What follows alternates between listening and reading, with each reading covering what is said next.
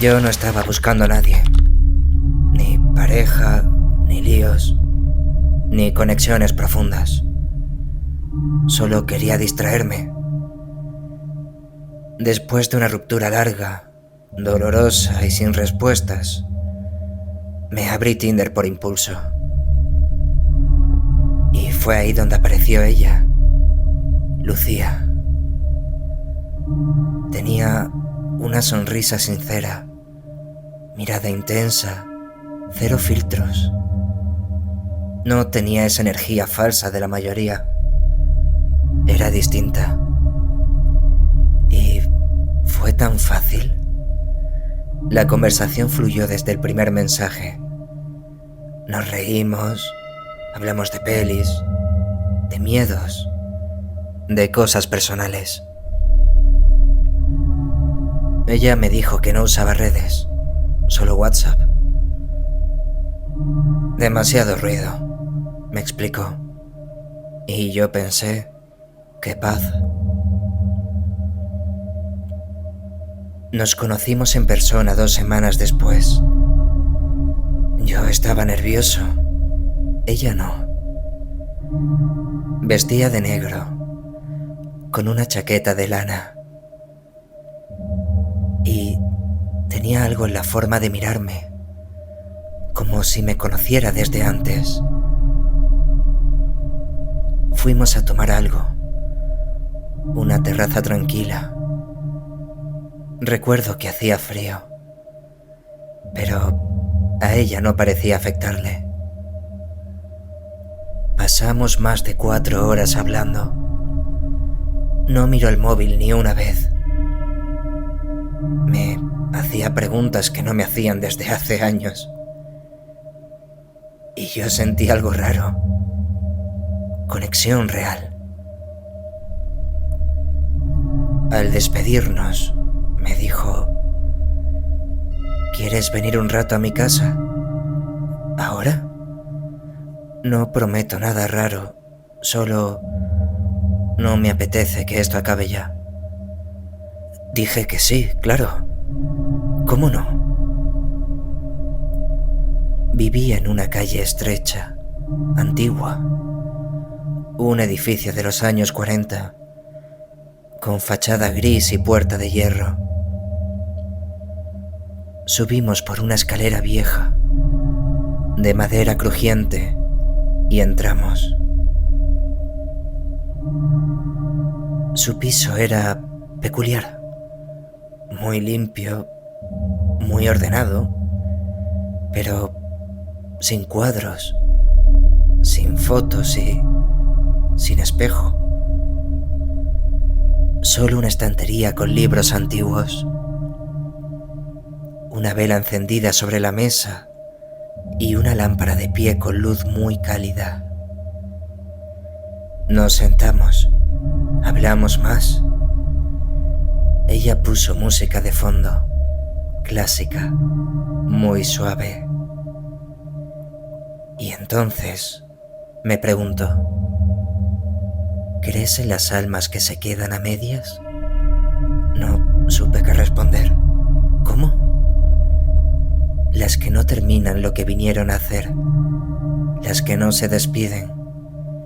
Me reí nervioso y ella sonrió, una sonrisa triste. Nos besamos, pasamos la noche juntos, pero hubo algo, una sensación durante el sexo, fría, lejana, como si yo estuviera solo. Al despertarme, ella no estaba, pero había un café caliente esperándome en la cocina y una nota. No busques mi número, no funcionará. Gracias por devolverme algo. Pensé que era una forma rara de decir adiós. Miré mi móvil. Su chat había desaparecido. Literalmente, como si nunca hubiéramos hablado. Y Intenté buscarla en la app. Nada. Su perfil borrado. Quise volver a su piso esa misma noche. Quería explicaciones. Pero cuando llegué al edificio, la puerta tenía tablas, con clavos oxidados y una cinta roja de la policía colgando floja. Pero no me importó. Me colé. El pasillo estaba igual, pero su piso no tenía muebles, ni velas, ni libros, solo polvo. Y en el suelo, un marco de fotos roto. Lo levanté. Era ella, la misma mujer, con fecha de nacimiento y de fallecimiento. 2022. 2 años antes. Me fui corriendo. No entendía nada. Y no quería entender. Esa noche soñé con ella. Estaba en la misma chaqueta negra y me decía: gracias por acompañarme. Ya puedo irme. Pero no se fue. Desde entonces, a las 3:17 de la madrugada, recibo una notificación.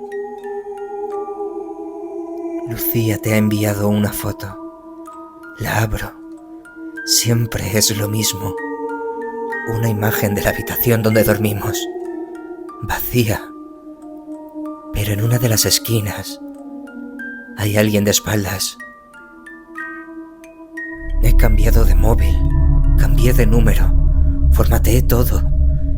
Y aún así, los mensajes llegan. Fui a la policía y conté todo, pero no me creyeron. Solo una agente mayor me dijo algo al salir. No es la primera vez que alguien viene por ese nombre. La última vez fue hace 4 años. Y también la había conocido por Tinder. ¿Y qué pasó con él?, le pregunté. Nadie lo sabe. Solo dejó un mensaje en su contestador. Decía: yo también la amé. Desde entonces, no salgo con nadie. No tengo apps. No busco a nadie. A veces, alguien me sonríe por la calle y me dan ganas de devolver la sonrisa. Pero tengo miedo. Tengo miedo de que también esté muerta. Dicen que todos tenemos un lugar al que nunca debemos llegar a tiempo. El mío es una parada de autobús. No está lejos. No tiene nada especial. Y sin embargo, cada vez que alguien llega puntual, algo aparece. Yo lo vi. Y si me escuchas, quizás puedas evitarlo. Llegué a esa parada por accidente. No era mi ruta ni mi hora. Cerré tarde en el trabajo y el metro ya había pasado. El mapa del móvil me empujó calle abajo, hacia un lugar que parecía olvidado por la ciudad. Llovía lo justo para empapar, pero no para limpiar. La acera parecía recién aceitada. Cada gota resbalaba y se perdía en un brillo sucio. La marquesina era vieja, con el cristal rayado y un banco de metal que devolvía el frío, como si tuviera memoria.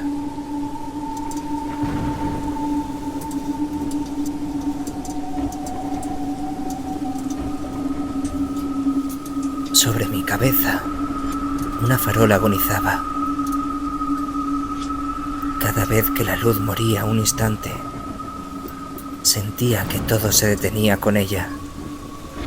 El aire, la lluvia, incluso el latido. Luego, la luz volvía, obediente, y el mundo respiraba como si nada hubiera pasado. Miré el móvil, 1:43. El panel roto de la parada prometía un bus en 4 minutos. Me acomodé. Crucé los brazos para guardar calor y esperé a que la carretera escupiera algún rumor de motor. Nada. No había coches, no había pasos, no había voces. La noche parecía recién barrida y guardada en un cajón.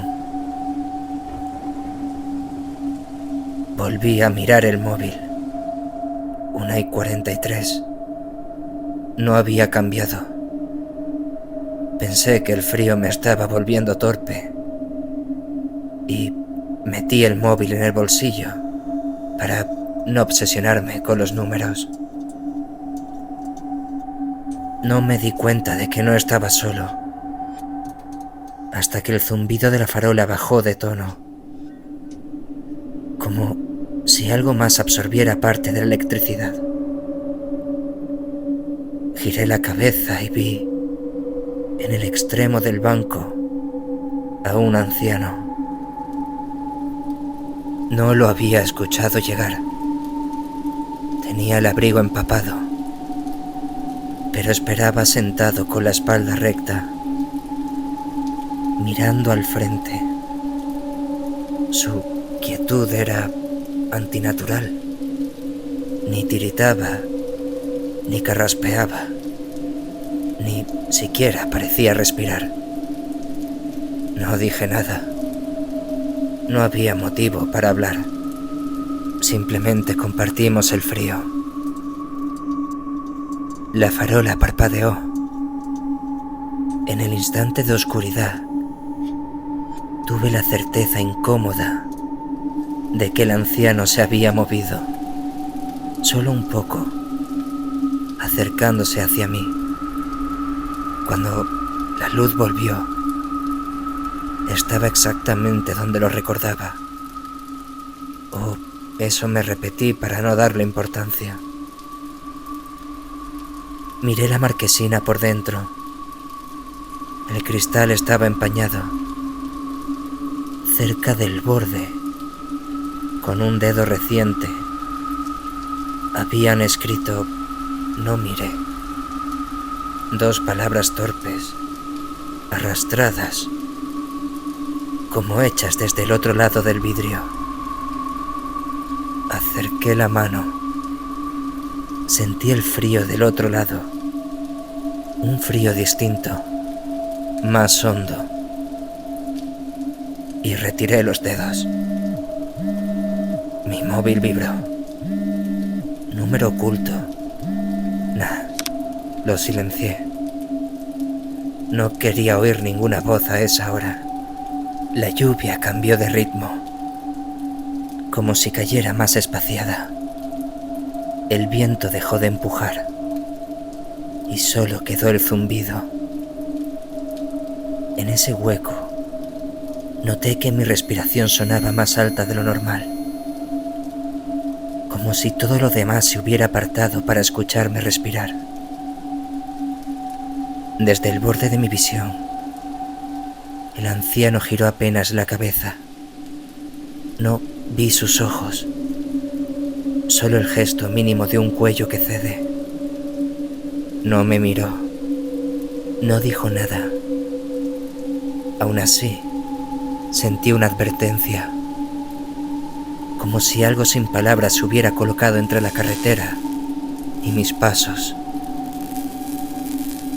El panel de la parada murió de golpe y se encendió con un chisporroteo. Lo que antes era 27, 4 minutos, se transformó en línea N, llegando. Nunca había oído hablar de esa línea. Levanté la vista y la vi acercarse. No por las luces, porque no llevaba. Era una masa más oscura que la noche, que fluctuaba al ritmo del parpadeo de la farola. Avanzaba lenta, torpe, como si estuviera probando la carretera con las ruedas. Y, sin embargo, cada vez que la luz se apagaba un segundo, la distancia se acortaba demasiado. El autobús se detuvo frente a mí con una frenada vieja que parecía toser. La puerta se abrió con un suspiro exhausto. Dentro había gente. Estaban sentados, con la cabeza gacha y las manos sobre las rodillas, como si alguien les hubiera explicado una postura obligatoria. Nadie hablaba, nadie levantaba la vista. Toda esa quietud me resultó insoportable. Me quedé en el bordillo, sin subir.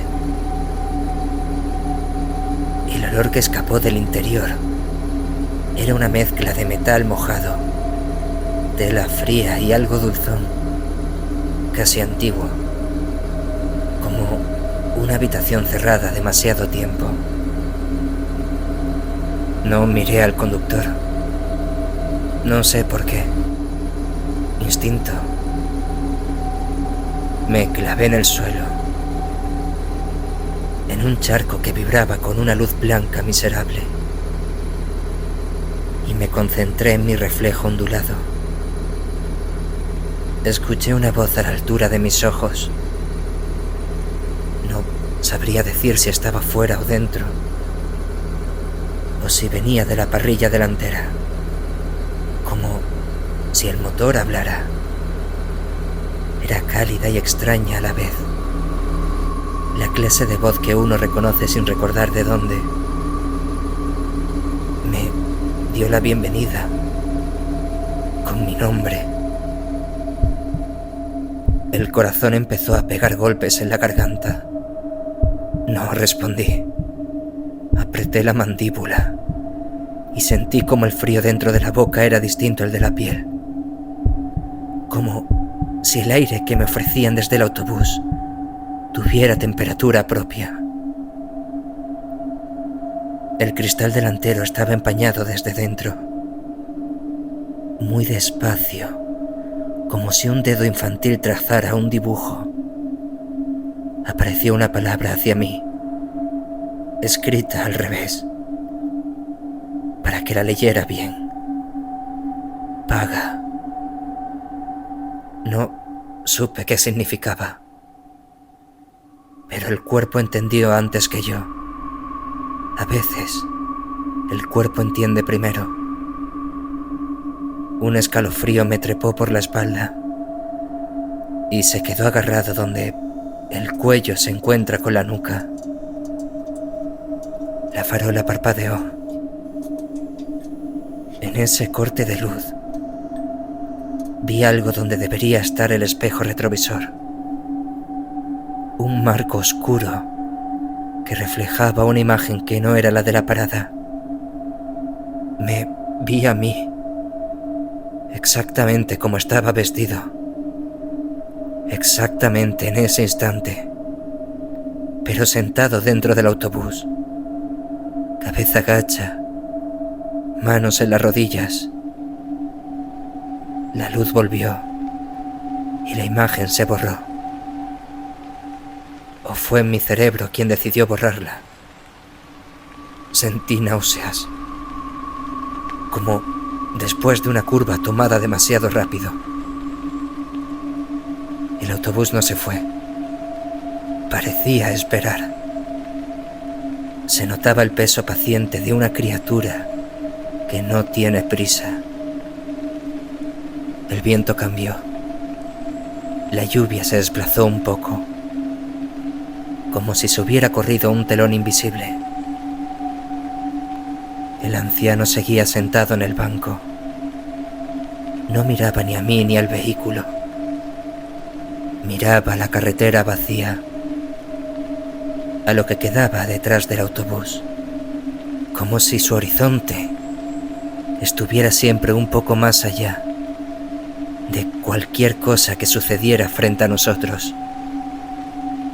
Había algo en su inquietud que daba a entender que no era la primera vez que veía llegar esa máquina. Recuerdo con claridad el momento en que pensé: si subo, no vuelvo. No porque lo razonara, lo supe. Como se sabe que el fuego quema sin meter la mano por segunda vez. Mi móvil vibró otra vez. El mismo número oculto. Esta vez, por puro miedo, contesté. No quería oír esa voz fuera y dentro a la vez. Pegué el teléfono al oído y solo escuché mi respiración. La lluvia no entraba por el micrófono. El viento tampoco. Era como si la llamada sucediera en una habitación acolchada. No dije hola. No dije mi nombre. No dije nada. Aguanté con la boca cerrada hasta que la línea murmuró estática y se cortó sola. El autobús avanzó 2 metros, como un animal que tantea. Se detuvo. Retrocedió de forma imperceptible y volvió a la misma posición exacta que al principio, con una precisión que me dio más miedo que cualquier otra cosa. Repetía su entrada. Quise mirar el reloj y lo hice. 1:43. Quise que apareciera alguien más. Un coche, un taxi, un borracho, un ladrido. Cualquier ruido que desordenara la escena y me rescatara de la sensación de estar en una habitación sin puertas. Nada. Solo la lluvia, el zumbido y el autobús respirando fuera de ritmo. El cristal de la puerta delantera se cubrió de vaho por dentro. Del lado de los pasajeros, un dedo empezó a escribir. Esta vez no fue una palabra, fue un apellido. El mío, escrito 3 veces, cada una más firme que la anterior. Se me heló la boca. No tenía sed y, sin embargo, tragué. Entendí algo sin querer. No era la primera vez que llegaba aquí. Esa repetición no era un adorno. Era la prueba de que el lugar me conocía mejor de lo que yo recordaba. El miedo no creció, se ordenó. El miedo desordenado te hace correr. El ordenado te enseña a no moverte. La farola parpadeó otra vez. En ese negro breve, escuché mi propia voz. No por el teléfono, no desde el bus, sino muy cerca. Como si me hablara desde el lado opuesto del cristal de la marquesina. No le mires. No había boca, no había rostro. Solo la certeza de haberme hablado a mí mismo desde un lugar donde ya había cometido el error. Bajé la vista. Me concentré en mis zapatos empapados, en el borde del bordillo, en la línea que separa la acera y la carretera. Si cruzaba esa línea, entendí que perdía. No sé cuánto tiempo estuve ahí. Podrían haber sido minutos o un parpadeo estirado. El autobús repetía su coreografía. Puerta que suspira, espera paciente, avance de 2 metros, vuelta exacta a su marca. En cada repetición sentía que el aire era un poco más espeso, como si respirara agua sin darme cuenta. Pensé en lo que la palabra había exigido. Paga. ¿Pagar qué? ¿Pagar cómo? No encontraba la moneda correcta y sospechaba que la moneda era yo.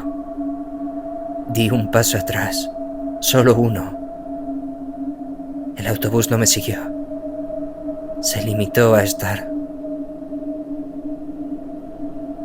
Y entonces ocurrió algo mínimo, casi ridículo, pero definitivo.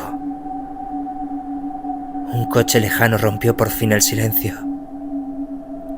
Apenas un murmullo, pero era real. Un pedazo verdadero de ciudad, colándose por la costura de aquella escena. Tras el coche, un perro ladró 2 veces, apagado por la lluvia. No era mucho, pero se sintió como bajar una ventanilla. Miré el móvil. 5:51.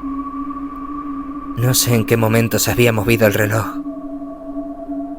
La numeración me parecía obscena. Como si ver un 5 tuviera de pronto algo indecente. El cielo, todavía plomo, empezaba a aclararse por una esquina. El autobús pareció apagar algo por dentro. No luces, porque no llevaba algo más antiguo, más esencial. Sin despedirse, sin cerrar la puerta con gesto final, se retiró. No lo vi alejarse por la calle como un bus normal. Se fue saliendo del cuadro, como si hubiera recordado de pronto que no pertenecía a esa acera. La farola dejó de parpadear. La lluvia siguió, pero ahora era solo lluvia. El frío seguía, pero ahora era solo frío. Respiré hondo y me di cuenta de que estaba temblando. Volví la cabeza hacia el banco. El anciano seguía allí. Ahora sí respiraba. El abrigo ya no absorbía oscuridad. Era solo un abrigo mojado. No me miró. No se despidió. Se levantó con un crujido de rodillas y se fue caminando despacio, calle arriba, como si tuviera un sitio al que volver. Me quedé sentado un momento más, por vergüenza a mis piernas. Luego me levanté.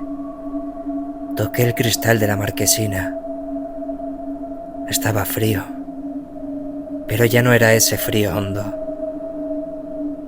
Las palabras "no mire" seguían ahí, deshechas a medias por el agua.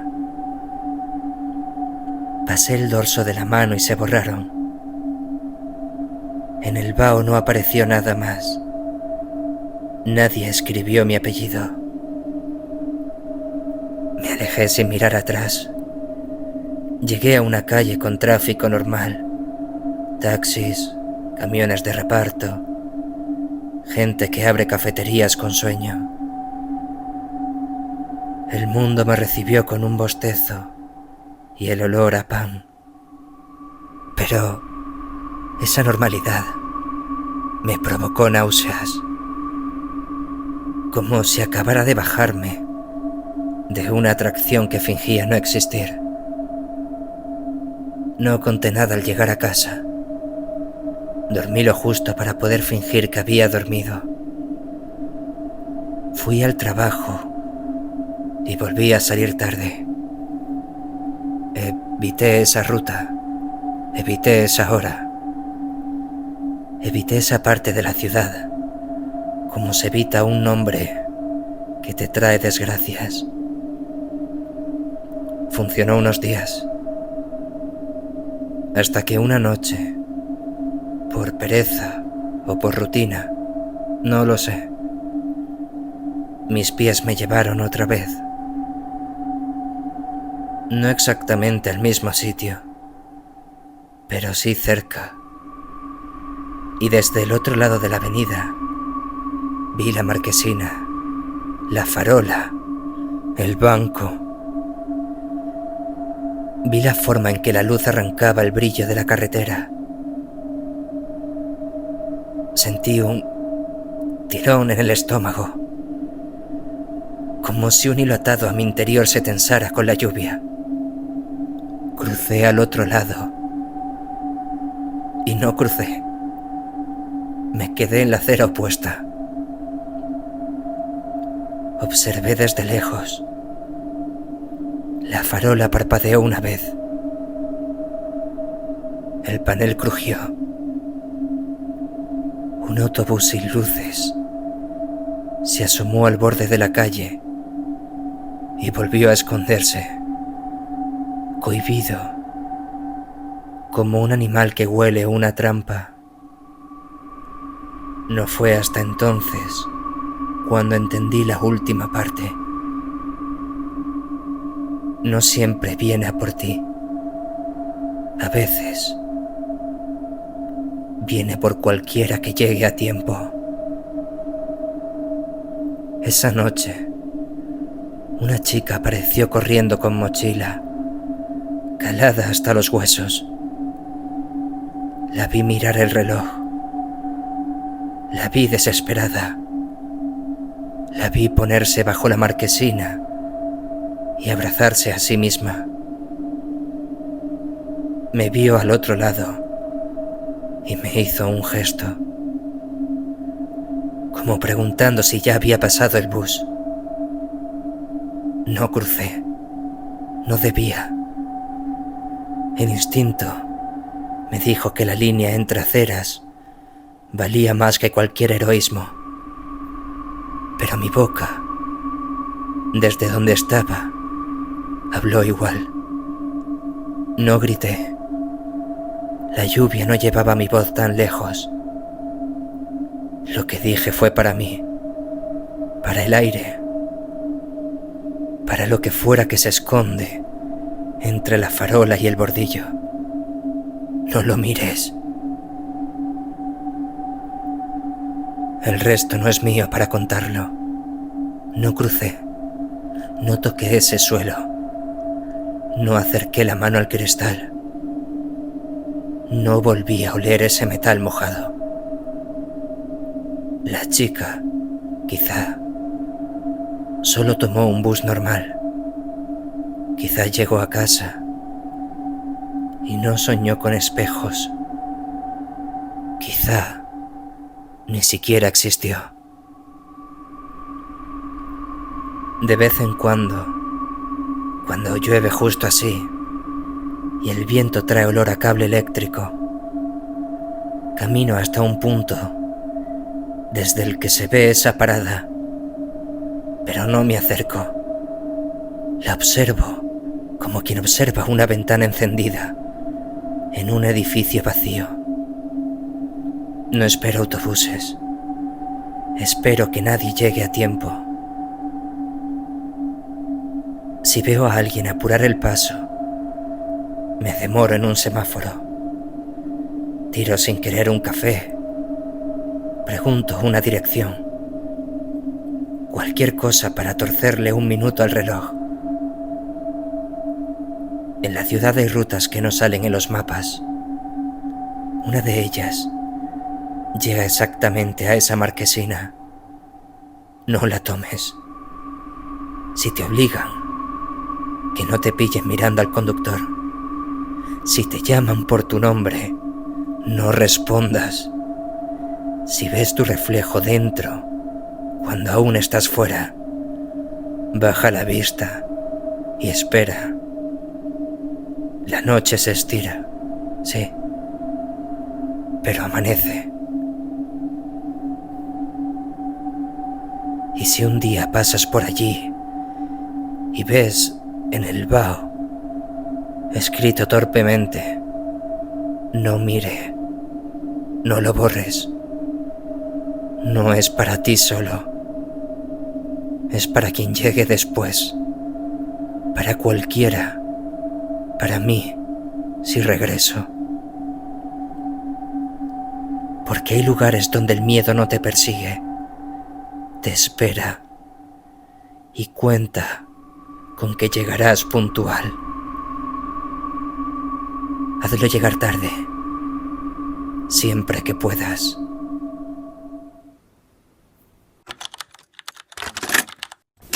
Nunca he contado esto, ni a mi familia, ni a nadie.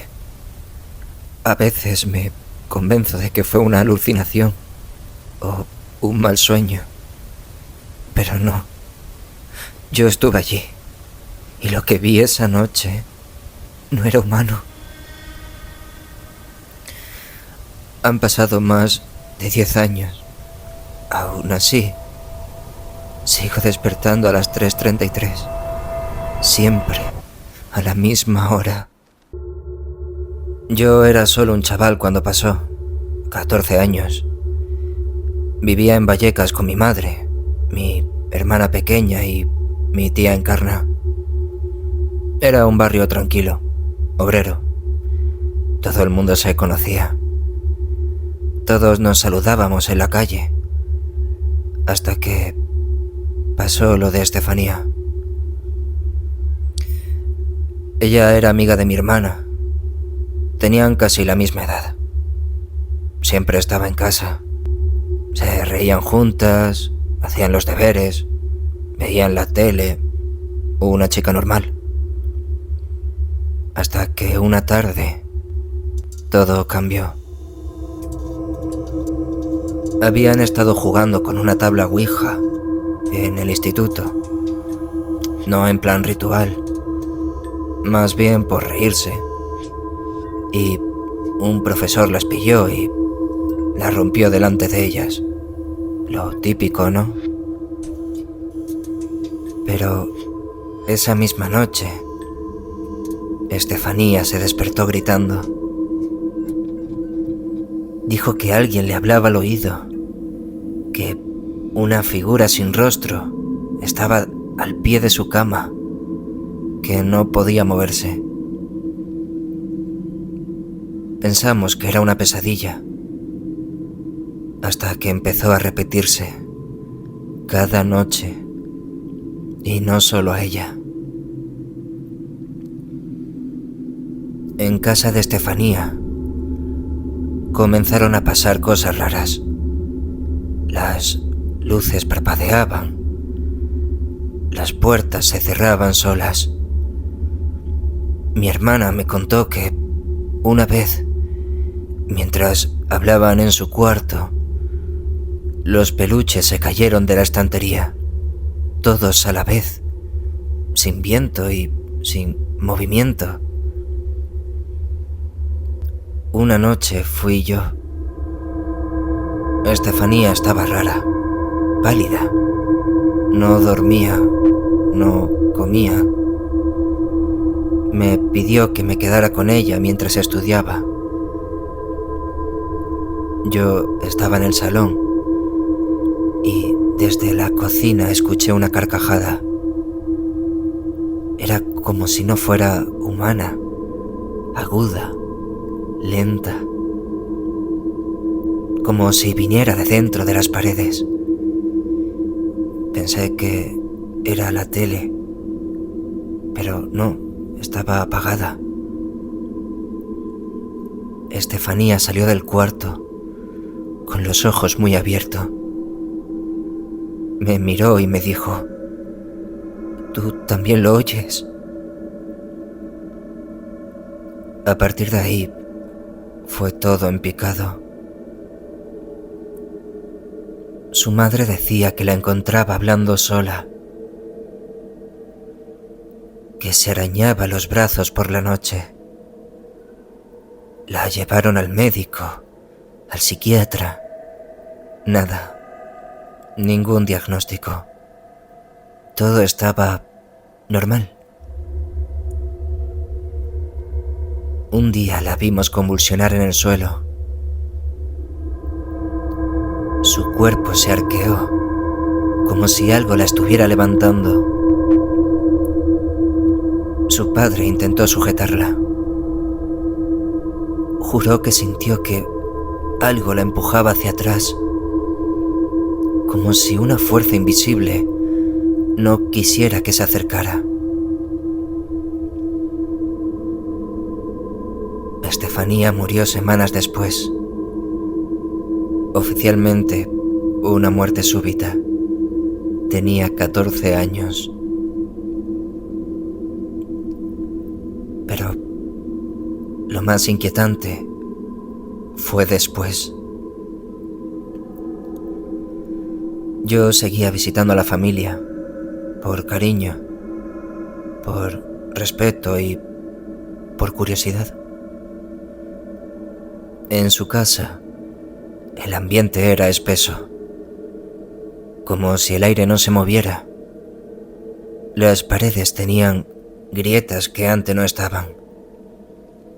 Una noche, la madre me enseñó una foto de Estefanía que tenía en la mesilla. El marco estaba derretido, no quemado, ni roto, derretido. Como si lo hubiera expuesto a una llama. Pero solo ese marco. Los crucifijos se giraban solos. Las voces se escuchaban desde la habitación cerrada. Una vez, un armario se abrió de golpe delante de nosotros. Nada había dentro, pero el frío que salió de allí me atravesó el pecho. Y entonces pasó lo peor. Una noche, mientras la madre lloraba en la cocina, escuchamos pasos en el pasillo. Pensamos que era el padre, pero estaba en el salón. Nos asomamos y vimos una figura alta, oscura, estática, al final del pasillo. No tenía rostro, solo una forma, como si el aire se hubiese condensado en algo que no debería estar ahí. Cuando encendimos la luz, no había nada. Pero la cruz del pasillo.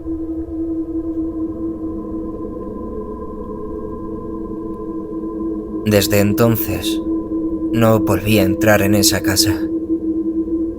A veces sueño con Estefanía, con su voz, llamándome desde el otro lado del teléfono.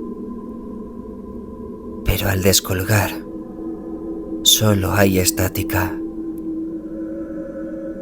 Nadie quiso hablar más del tema.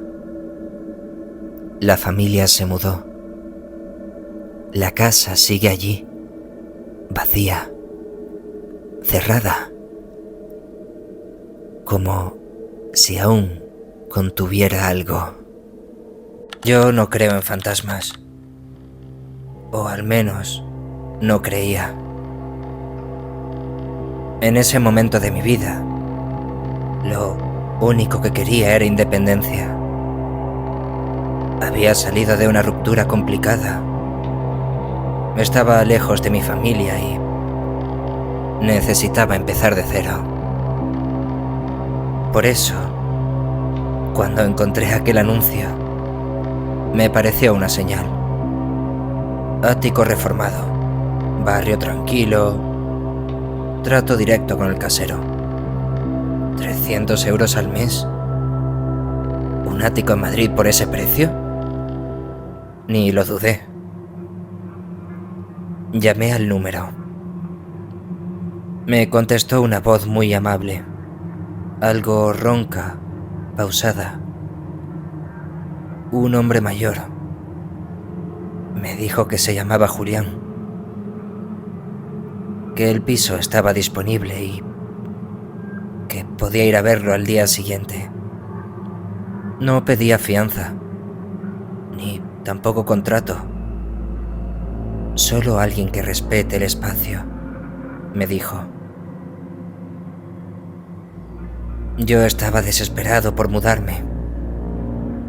No pensé en que fuera algo raro. Solo pensé, es mi oportunidad.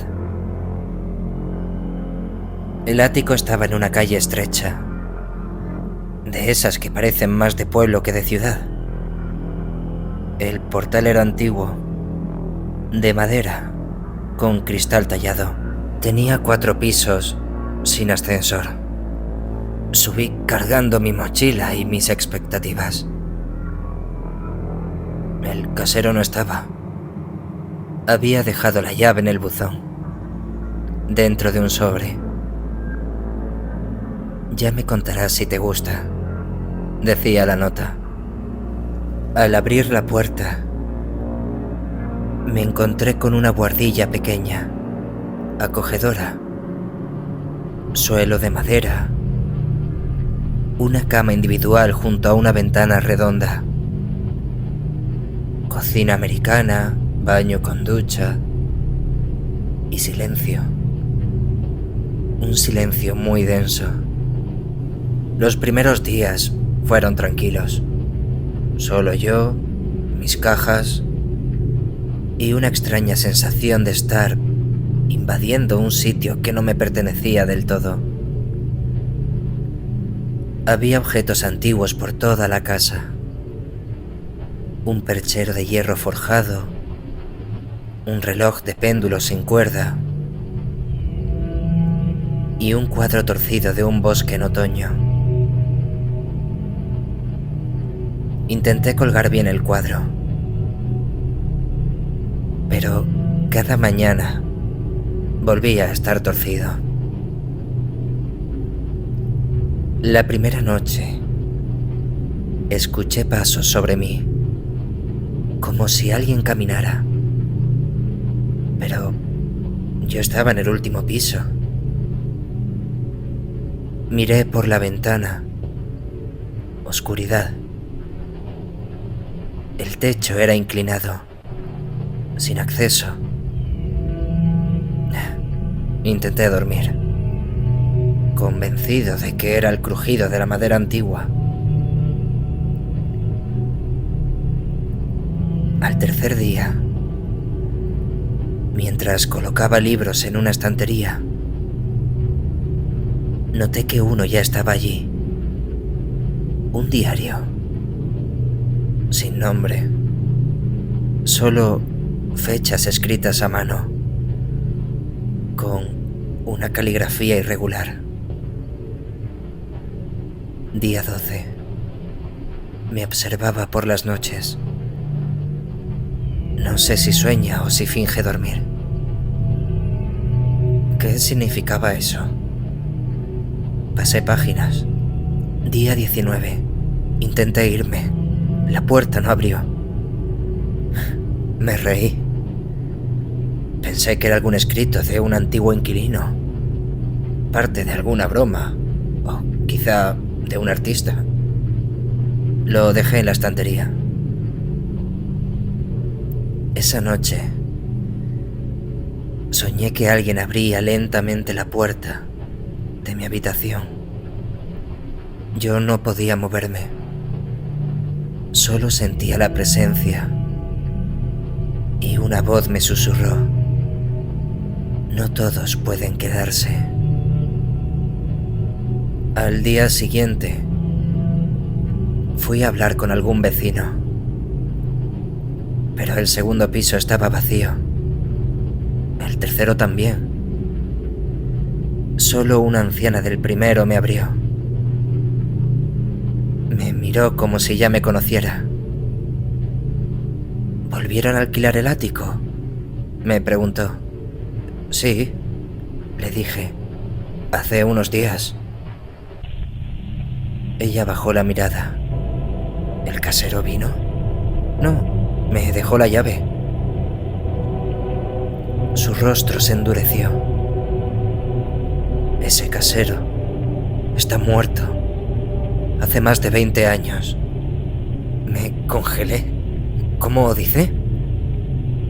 Lo encontraron en el ático. Se colgó. ¿Y el piso?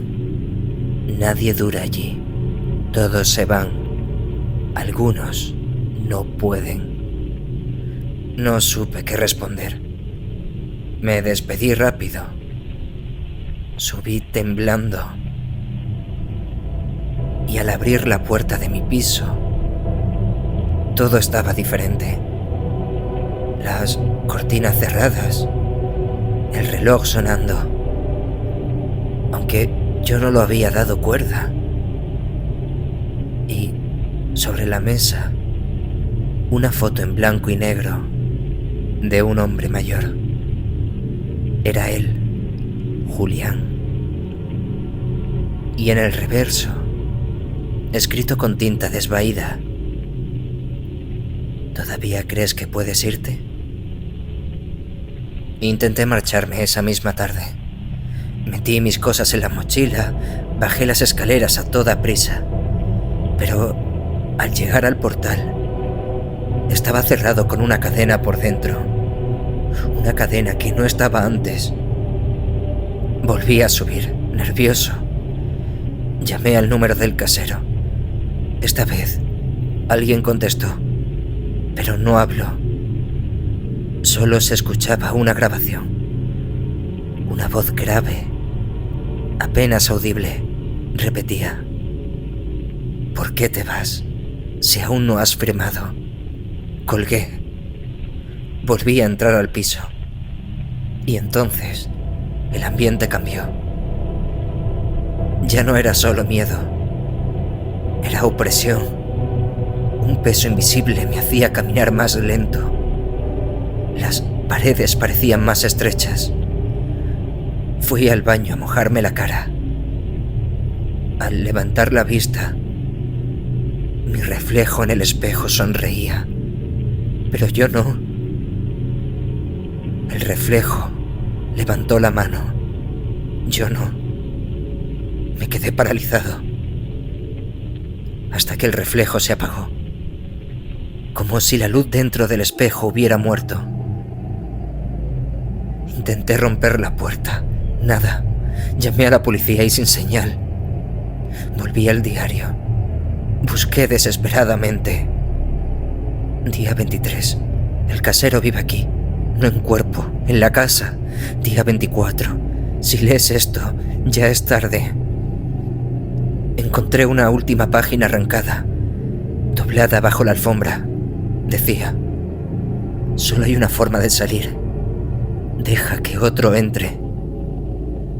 Sentí un frío seco subir desde mis pies. El reloj de péndulo comenzó a sonar, pero no eran campanadas. Eran respiraciones, rítmicas, lentas, pesadas.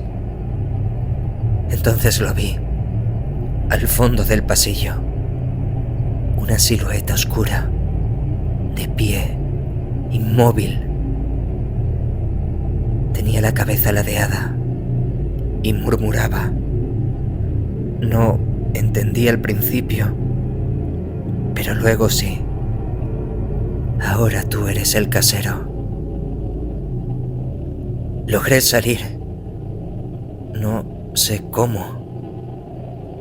Desperté en el suelo del portal, con la mochila a un lado, como si hubiera dormido ahí. Los vecinos no sabían nada. La anciana Ya no vivía allí, según me dijeron. Falleció hace años, dijeron.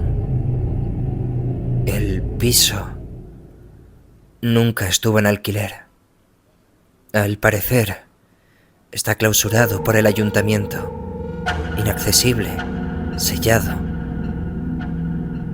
Pero yo entré, viví allí y a veces sigo escuchando pasos en el techo. Hace una semana, alguien llamó a mi puerta. No había nadie. Solo un sobre en el felpudo. Dentro, una llave oxidada y una nota. Felicidades. Ya puedes alquilar el ático.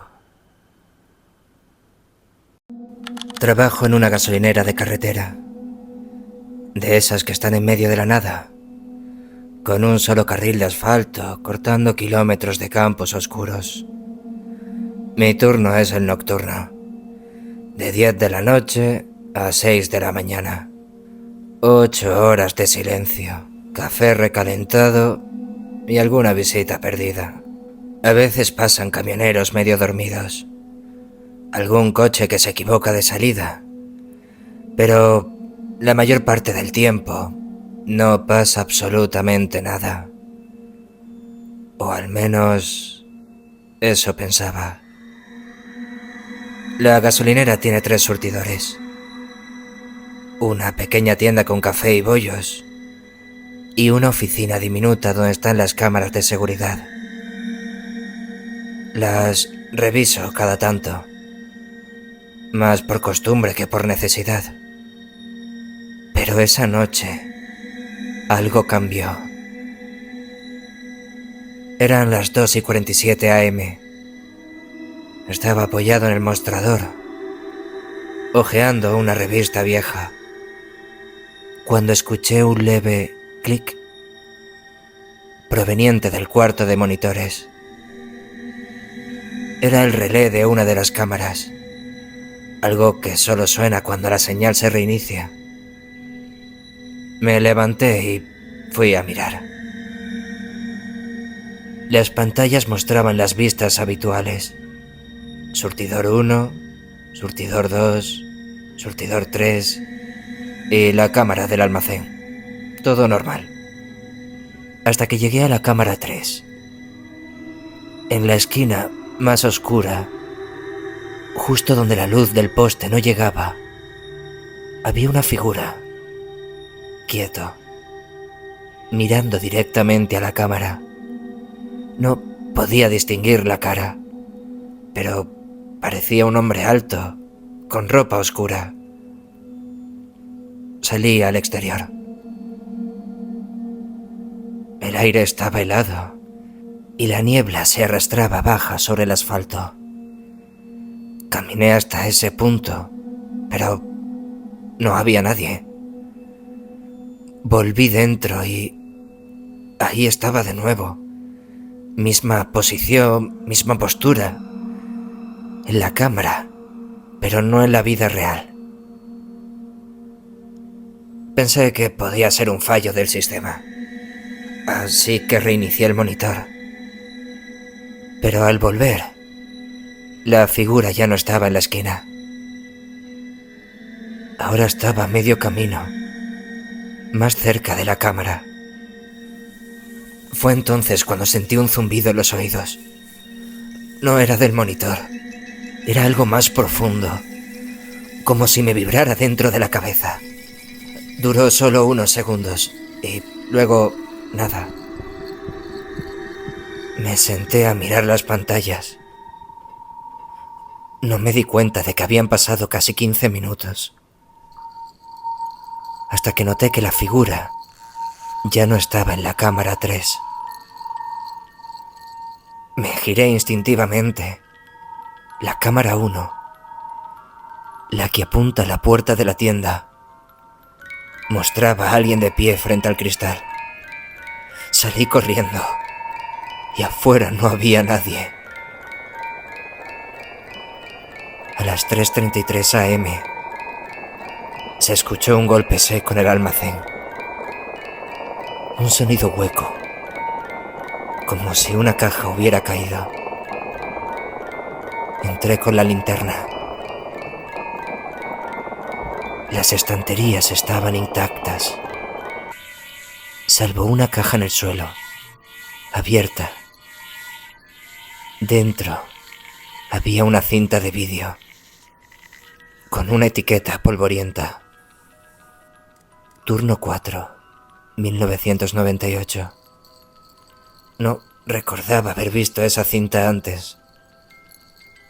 En la oficina todavía había un reproductor viejo para revisiones internas. Metí la cinta y le di al play. La imagen mostraba la misma gasolinera, pero con un tono más amarillento, como grabada con una cámara vieja.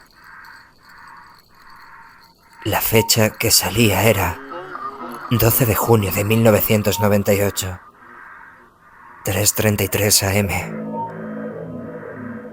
En la cámara 3, en la misma esquina oscura, estaba la figura. En la cámara 2 vi movimiento. Algo pasaba entre los surtidores, pero no era un coche. Se arrastraba, como si sus extremidades fueran demasiado largas. En la cámara del almacén, la caja que había encontrado ahora estaba cerrada. Intenté llamar por radio, pero solo escuché interferencia, hasta que una voz susurró mi nombre. No fue un susurro normal. Sonaba como si estuviera dentro de mi oído. Miré la cámara 1.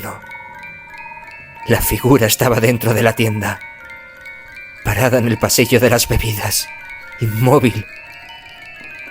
Pero ahora podía distinguir mejor su rostro. No tenía boca, y en el lugar de los ojos había un brillo blanco constante.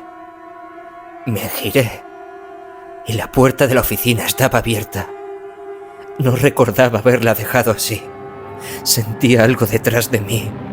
En la pantalla vi como una mano se acercaba a mi hombro, y cuando quise reaccionar, el monitor se apagó. Desperté en el suelo, con las luces encendidas y todo en silencio. La cinta había desaparecido. Renuncié ese mismo día. Pero cada vez que conduzco por esa carretera de noche, miro hacia la gasolinera y en la pantalla de seguridad que da a la calle veo a alguien sentado en la oficina. Me está mirando y tiene mis mismos ojos blancos. Si alguna vez trabajas solo en un turno de noche, vigila las cámaras, porque a veces no graban el pasado, sino el futuro.